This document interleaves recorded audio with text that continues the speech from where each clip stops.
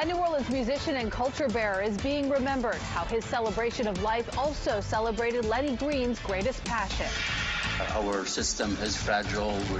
It's gonna get probably more fragile than it is today. After heavy rain swamped New Orleans, city leaders are pressuring the Sewage and Water Board to find reliable solutions to prevent widespread flooding.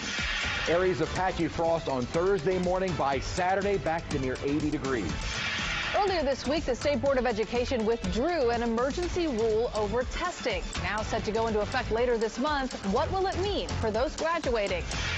This is WWL Louisiana News at 10.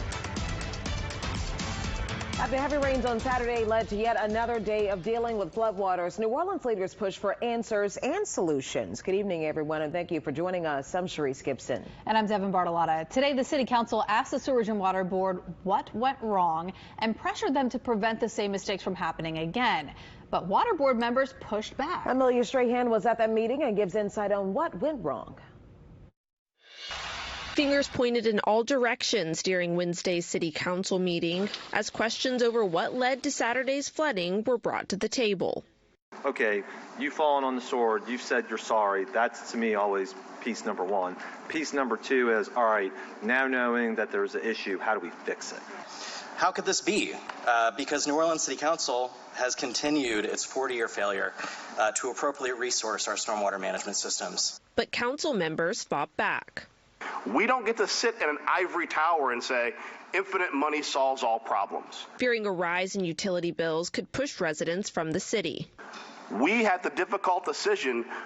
We told a variety of groups, all of which desperately need millage dollars, to say this is not the year because we cannot afford to continue to lose residents because they can't afford to live here. The City Council also questioned Homeland Security about why residents weren't told about potential flooding. Complaints from the public saying, why weren't we warned? You know, where was my NOLA ready alert? I was more concerned about the tornado watch and about lightning than I was about continued rainfall. That was an error on my part. Blame game aside, the public did get some answers on exactly what happened during the storm. According to the Water Board's After Action report, a long list of problems hindered the utility's power generation ability. Turbine 4 was running at half capacity before it eventually clicked offline. 2 of the 5 EMD generators that serve as backups were out for repairs. The 3 that were available only started working an hour after it stopped raining. And 2 of 6 frequency changers needed to transform power also went down. The Sewerage and Water Board says they want to make sure that this doesn't happen again and announced a dashboard that will show status updates on pumping stations. In New Orleans, Amelia Strahan, WWL Louisiana. The Water Board and New Orleans Office of Homeland Security promise to communicate better with the City Council and the community in the future.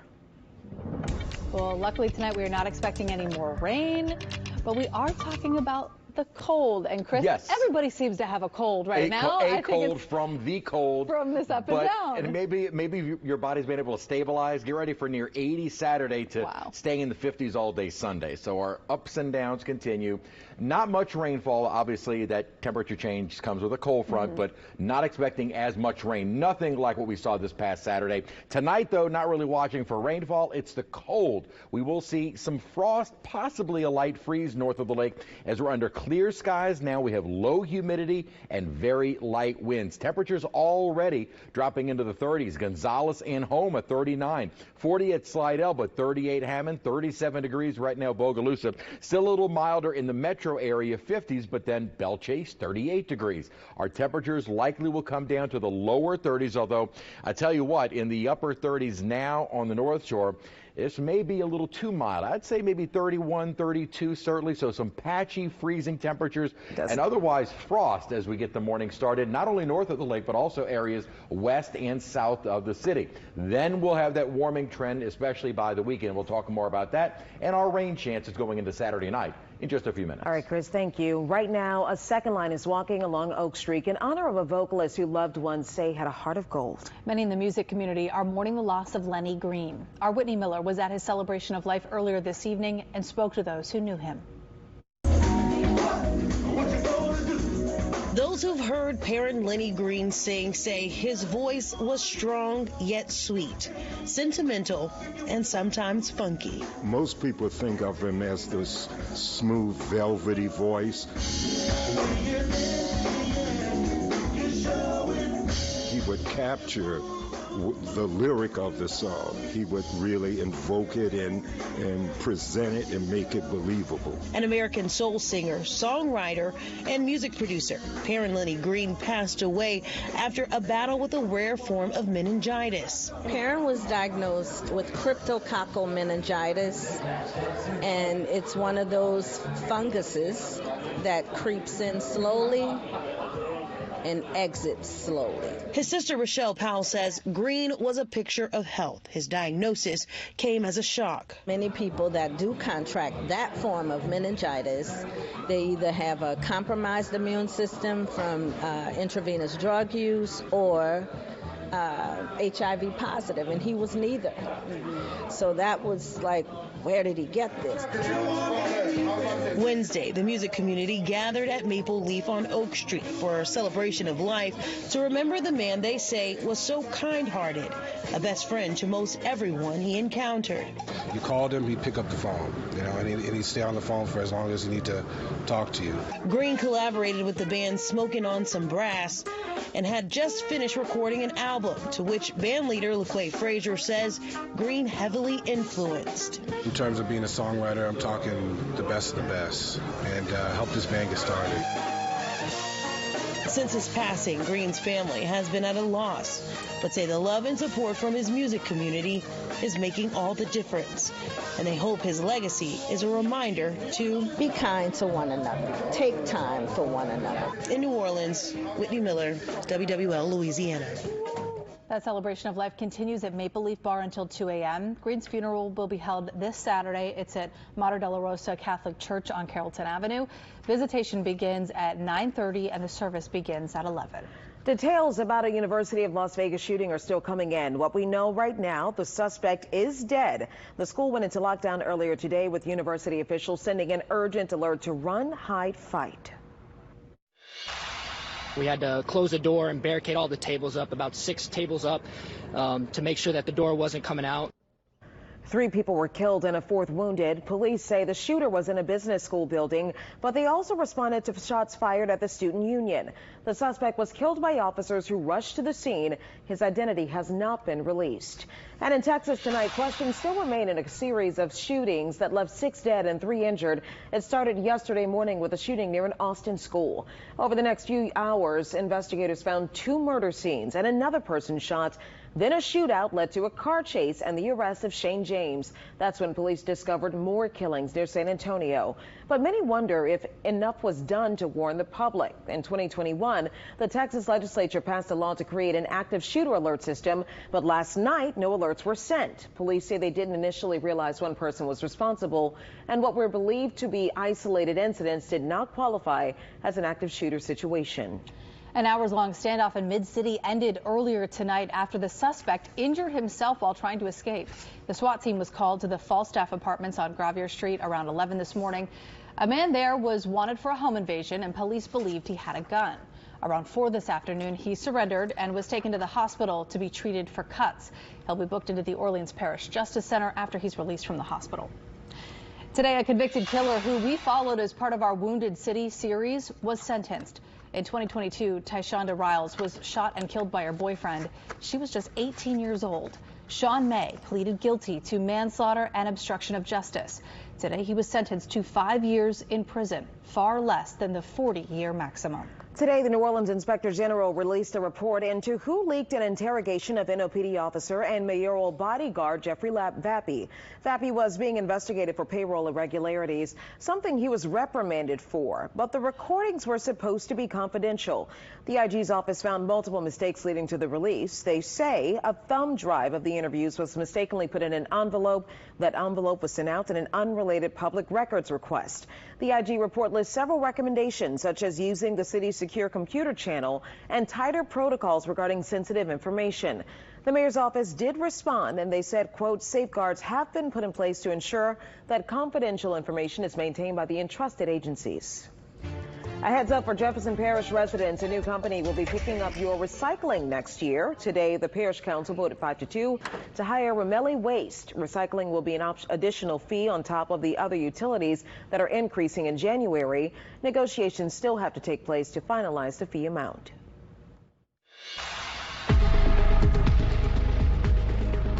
Breakdown. Some high school seniors who struggle with standardized testing will have to wait a little longer to appeal in order to graduate. This week, the Louisiana Board of Elementary and Secondary Education, or BESE, delayed implementing a new policy crucial to those students. It would have immediately established an appeals process that would allow high school seniors who meet all other requirements except the standardized test score to appeal to a committee at the school level. According to BESE, only 8 states still even require a minimum standardized test score for graduation, and Louisiana is the only state without an appeals process. This rule will benefit students who have difficulty with standardized testing or have learning challenges. BESE said they delayed the implementation so school systems could work out the guidelines. But as of December 20th, students who meet the requirements, even those who would have graduated with the class of 2023, can move forward with an appeal to get their diploma. They'll have to submit a portfolio of specific work, demonstrate employability, and complete other requirements in order to turn the tassel from right to left. A big project is underway at the Audubon Zoo as a popular exhibit shuts down for remodeling. Let's do it in Iowa. The former president skipped another Republican primary debate tonight, but 4 other candidates took the stage. Some areas on the North Shore may see some patchy frost, even areas south of the lake before a big weekend warm-up. The Saints get the Carolina Panthers on Sunday, and they have 0 margin for error. Ricardo has a preview.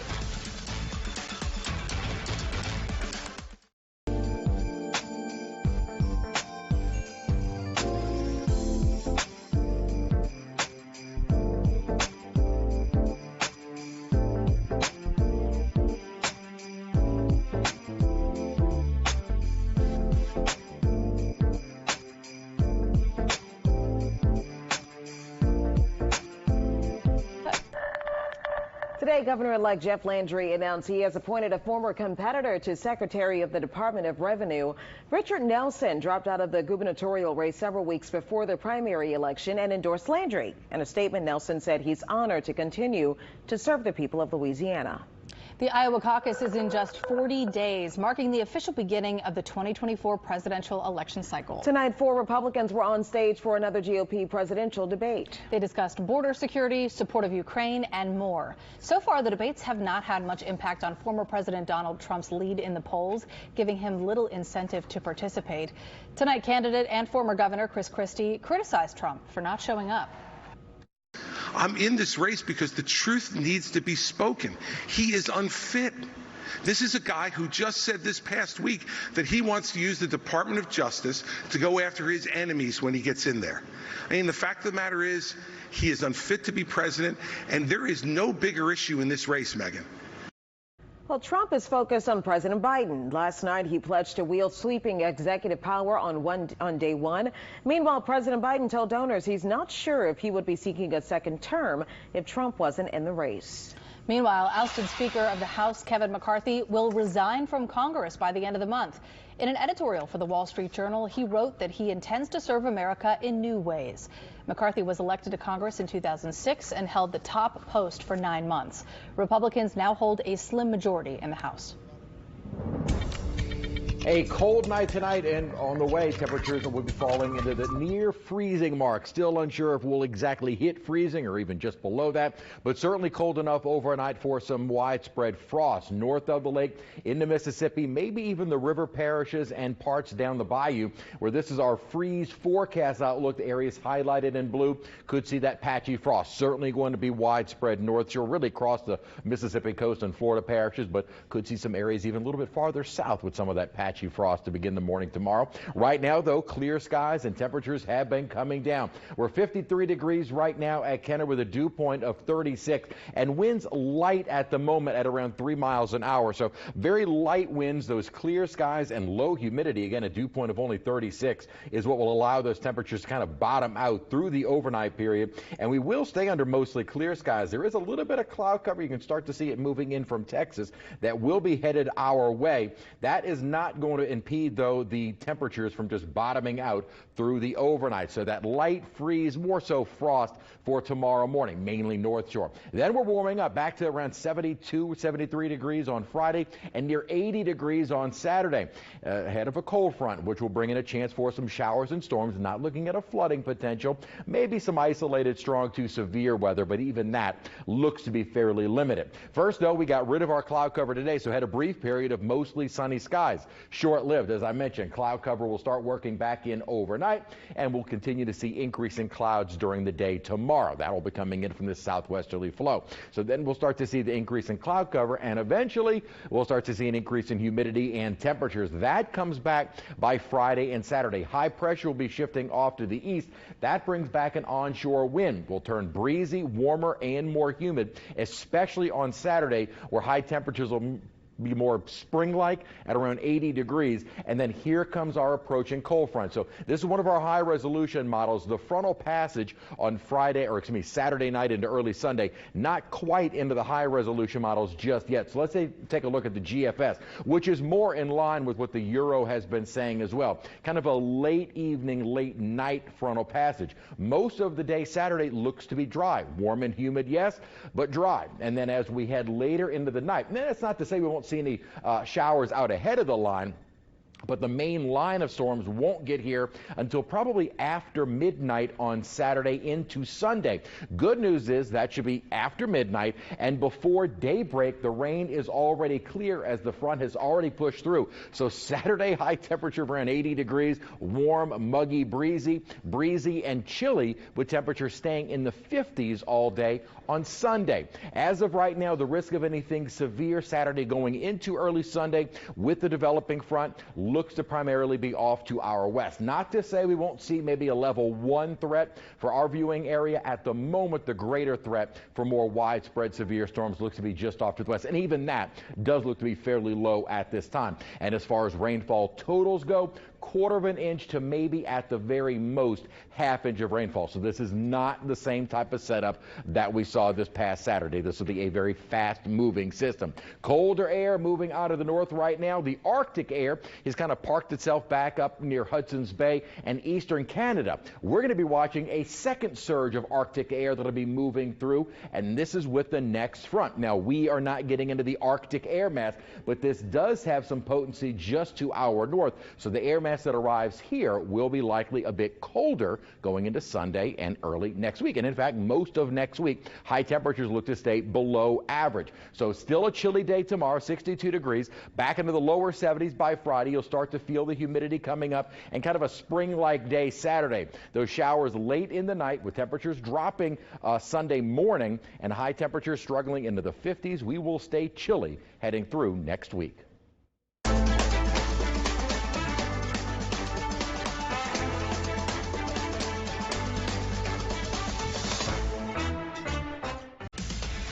If the Saints want to have any hope of playing in the postseason this season, they must win their final 2 games. They're not the final 2, the next 2 at home. That's against the New York Giants next Sunday and the Carolina Panthers this Sunday. Ricardo LeCompte reports from Metairie. Carr, who left the game with a concussion against... Derek Carr suffered his second concussion in 3 weeks and injured his ribs and shoulder this past Sunday. But on Wednesday, Carr participated in practice, being officially listed as limited, as he still remains in the concussion protocol. He's taken some big hits, over his career, and he hasn't missed that many games neither. So, people can say what they want about him, but he's tough for sure. And to add insult to injury, most of the Houdats showered Carr with booze throughout Sunday's loss to the Lions. I ain't never experienced nothing like that in my life. Well, in my New Orleans life. So it was definitely a shock to see. The fans here are booing. Definitely not what I'm used to experiencing, and obviously don't like it, but, as a fan, I can understand it. Those fans feel Carr has underperformed, leading to the Saints' 5-7 record. Now, those displeasures can be quelled if the Saints start winning. And if Carr clears concussion protocol, he'll face a team he's already beaten earlier this season in the Panthers. Now, Carolina does sport a top 10 defense that does well defending the pass. You know, the two guys that you really look at up front, Derek Brown and Brian Burns, two players that are at the top of their position in the league, and they're young, so they're going to be around for a while. And then, you know, their back end, I think their pass defense stats are really, really highly ranked, and you're going to have to earn it. You know, it's not a team where you're going to go out and they're going to give up big plays, and, you know, you might get a 3 or 4 play touchdown drive. That's not what it's going to be, and we know it's going to be, you know, 10, 11, 12 plays to get down there, and then when we get down the red zone, like we did this past week, you got to score touchdowns. The Panthers are tied for the second worst red zone defense in the NFL. That's one reason they're 1-11. The Saints must win this gettable game to keep their chances of winning the division alive. It's a game that you don't want to lose, and it's a game that you shouldn't lose. And we just got to go out there and take care of business so that, you know, the expected outcome happens. Reporting in Metairie, Ricardo LeCompte, WWL Louisiana. Good stuff, Ricardo. That's Sunday at noon. Now, the Pelicans will take on the Los Angeles Lakers tomorrow night in the Final Four of the NBA's first ever in-season tournament. The Pelicans won in Sacramento Monday in the quarterfinals. The semis and the finals are now in Las Vegas. This early season tournament has been a huge hit. The Pelicans have played extremely well to get here. We didn't know what to expect, to be honest with you. But now that we're in it and we feel it, the games have been much more competitive. Teams are getting up for them. And to have an opportunity to be here in Vegas for the Final Four of the in-season tournament is a great experience for our young group. It's going to be fun, you know. The physicality has picked up. The style of play is a little bit different. And the best players, they just go out there and show a little bit more. So you see how important it is for everybody on the floor. Yeah, it's been super fun, and that game tips off tomorrow night at 8. It's on TNT, and we're back for more in a minute.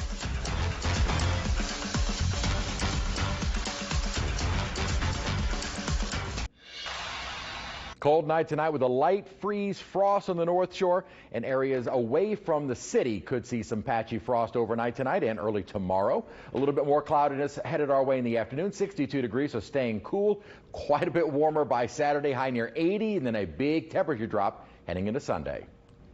A popular exhibit at the Audubon Zoo is getting even better. The Jaguar Jungle originally opened back in 1998. Now the boardwalk path through the area is closed to make way for an expansion. The Spider Monkey Yard will be enlarged. Enlarged to give them more room to play. The Spider Monkeys need more room. A lagoon, new boardwalk, and interactive boat will be added. Animals native to South America will move into the upgraded space, including capybaras and anteaters. Construction should wrap by January of 2025, and between now and then you won't miss any animals because they've been moved to other parts of the zoo. I'm sorry. Are spider monkeys funny? Yeah, well, that's so funny movie. What's the race car movie? Oh my goodness. Ricky Bobby. Oh, yeah. Is there a? I think it's called the Ballad of Ricky Bobby. Is there a spider monkey? I'm gonna come over like a spider monkey. Oh yes, his son says that. Yes. I'm gonna come at you like a spider monkey. Good night, everyone. That's so funny.